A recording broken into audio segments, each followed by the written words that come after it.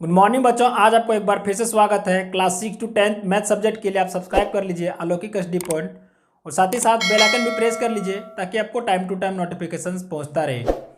बच्चों, हम लोग पढ़ रहे थे कॉन्ग्रुएंट ट्रायंगल यानी कि सर्वांगसम त्रिभुज, और सर्वांगसम त्रिभुज में सारा थ्योरम्स हम लोग पढ़ चुके थे, है ना। अगर आप नहीं देखे अभी तक तो आप प्लेलिस्ट में जा करके उसको सर्च करें, आपको सारा वीडियोज वहाँ पर मिल जाएगा, है ना। और आज हम लोग जो पढ़ने वाले हैं वो है क्लास 9th का चैप्टर 7 का एक्सरसाइज 7.1 का क्वेश्चन नंबर 5 पढ़ने वाले हैं। 4 तक हम लोग पढ़ चुके हैं।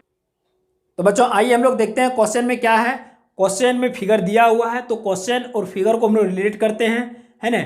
अगर आप क्वेश्चन को बनाने से पहले अगर क्वेश्चन और फिगर दोनों को आपस में समझ लिए तो समझ लीजिए कि आपका क्वेश्चन बन जाएगा आसानी से, है ना। और अगर फिगर, ज्योमेट्री में सबसे इंपॉर्टेंट चीज़ होता है फिगर। फिगर को आप क्लियर करके अगर समझ लिए एक एक करके तो समझ लीजिए कि आपका 60% को सॉल्यूशन वहीं पर हो चुका है। तो आइए हम लोग देखते हैं। सबसे पहले क्वेश्चन में क्या है, कहता है कि line L is the bisector of angle A and B is any point on L. यानी कि कहता है कि लाइन एल, एक लाइन है एल जो एंगल ए को बाइसेक्ट कर रहा है। मीन्स आप ये फिगर को थोड़ा अलग करके देखें। जैसे देखिए ये आपका एक एंगल हो गया, सपोज ये है, यहाँ से एक कोई लाइन क्रॉस किया है, ये एल हो गया। अब ये कह रहा है कि एंगल ए को बाइसेक्ट कर रहा है। बाइसेक्ट का मतलब है कि टू इक्वल्स पार्ट में डिवाइड करता है। अगर सपोज ये दोनों मिलाकर अगर 60 डिग्री है तो अगर बाइसेक्ट किया जाए इसको तो दो भाग में डिवाइड करेगा, मीन्स 30 डिग्री का।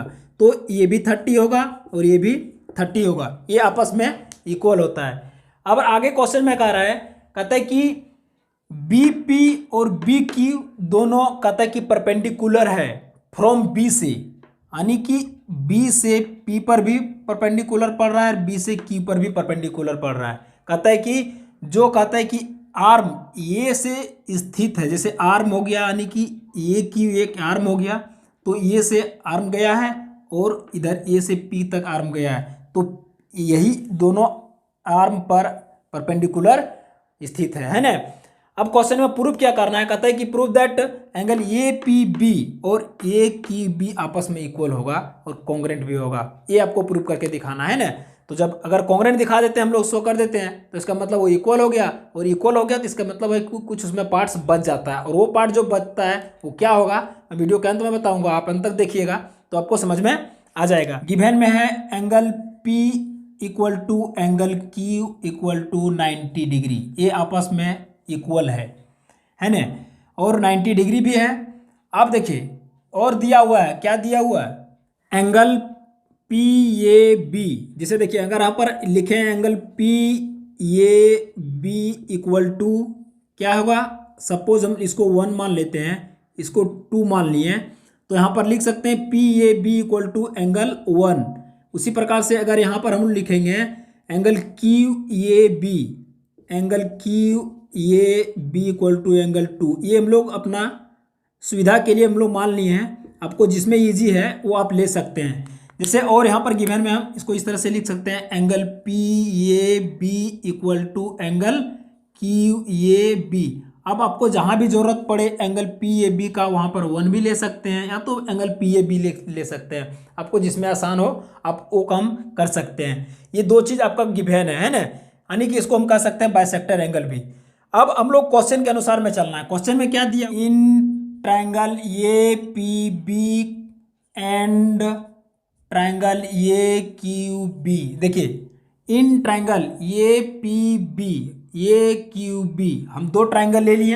अब दोनों में जो जो गिवन है वो गिवन लिखते हैं। सबसे पहले क्या इसमें गिवन था, angle P equal to angle Q, है ना। ये क्यों था इक्वल, 90 डिग्री है, हम लोग इसको गिवन भी लिख सकते हैं। दूसरा में क्या दिया हुआ है, दूसरा में दिया हुआ है angle P A B equal to angle Q A B. P A B equal to angle 1 लिए, यहाँ पर लिख सकते हैं angle 1 equal to angle 2। P A B equal to angle 2 है तो मैंने एंगल 2 ले लिया हूँ। ये भी लिखते हो, इसको क्यों ले सकते हैं, यहाँ पर लिखेंगे ये है बाइसेक्टर एंगल, है ना। ये बाइसेक्टर एंगल से लिए हैं, दोनों आपस में इक्वल है, इसीलिए हम लोग लिखे इसको बाइसेक्टर एंगल। अब देखिए इसमें तीसरा क्या है, तीसरा है, आप फिगर पर ध्यान दीजिए कि पी ए बी एक ट्राइंगल हो गया, दूसरा हो गया क्यू ए बी। दोनों ट्राइंगल का ये भी जो है वो दोनों ट्राइंगल का साइड जो है वो कॉमन है। आपको वहां से क्लियर नहीं हो रहा है तो आप नीचे फिगर पर ध्यान दीजिए। जैसे देखिए यहाँ पर सपोज एक लाइन हम लोग लिए यहाँ पर ये बी एक लाइन है। अब इस पर दो ट्राइंगल बना दीजिए। यहाँ पर ट्राइंगल बनाइए, एक ये ट्राइंगल हो गया, आपस में दूसरा ट्राइंगल बना दिए है ना, ये क्यू यहाँ पर पी। अब देखिए एक ही लाइन है और उस पर दो ट्राइंगल बना हुआ, मतलब दोनों ट्राइंगल का कॉमन साइड जो है वो ये भी है। तो इसका मतलब हम क्या कह सकते हैं कि ये फिगर में जो ये भी है वो दोनों ट्राइंगल के लिए कॉमन साइड है।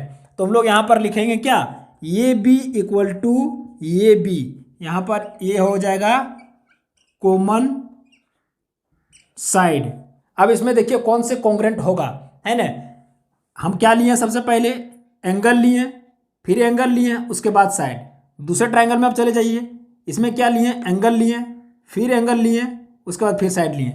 मतलब बच्चों अब क्या देख रहे हैं इसमें, यहाँ पर लिखेंगे therefore triangle A P B, है ना, ए पी बी कॉन्ग्रेंट होगा ट्राइंगल ए क्यू बी का। क्यों होगा, एंगल साइड क्राइटेरिया से ये आपस में कॉन्ग्रेंट हो गया। बच्चों जिस समय हम प्रॉपर्टीज बता रहे थे कॉन्ग्रेंट ट्रायंगल्स का, उस समय में बताए थे कि अगर जो भाग बच जाता है कॉन्ग्रेंट ट्रायंगल्स में वो आपस में बाइसिपिसिटी से इक्वल होता है। तो हम लोग बाइसिपिसिटी से क्या इसमें इक्वल देख रहे हैं, आप ध्यान दीजिए इसमें क्या बच गया, बी क्यू और बी पी आपस में कॉन्ग्रेंट होने के बाद ये दोनों आपस में साइड बच गया। तो हम लोग इसको यहाँ पर लिख सकते हैं B P equal to B Q, ये आपस में इक्वल होगा। क्यों होगा, यहाँ पर हम लोग लिखेंगे by C P C T. देखिए अब by C P C T से अगर आपस में इक्वल है, ये भी साइड इक्वल है, ये भी साइड इक्वल है, तो इसका मतलब क्या होगा, ये से बी की दूरी समान नहीं हो सकता है। जब ये दोनों आपस में इक्वल हो जाएगा तो congruent by C P C T से ए पी भी इक्वल होता है और ए क्यू भी इक्वल होगा। तो इसका मतलब है कि ए भी इक्वल होगा। इसलिए हम लोग यहाँ पर लिख सकते हैं hence B is equidistant from the arm of angle A, है ना। यही हम लोग को प्रूव करना था, ये प्रूव्ड हो गया, है ना। तो बच्चों आई होप आपको यह क्वेश्चन अच्छी तरह से समझ में आ गया होगा, और समझ में आ गया होगा तो लाइक कीजिएगा, सब्सक्राइब